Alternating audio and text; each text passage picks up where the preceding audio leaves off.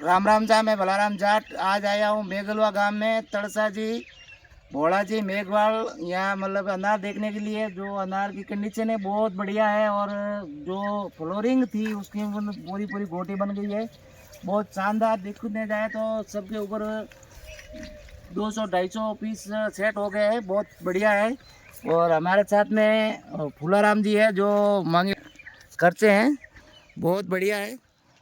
मतलब ये भी आए देखने के लिए, और अनार भी बहुत बढ़िया है।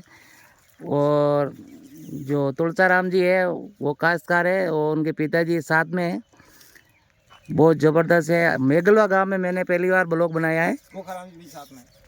कौन? ओखाराम ओकाराम जी साथ में है, उनके 2 छोटे छोटे बच्चे हैं। और अनार की मतलब कंडीशन बहुत बढ़िया है, शानदार है। जब पौधे हरे भरे और सब गोटी से लदालद लदे हुए हैं, बहुत ज़बरदस्त है। ऐसे कोई नहीं पौधा है कि खाली है, बहुत शानदार है। जय राम जी, जय जवान, जय किसान, जय भारत।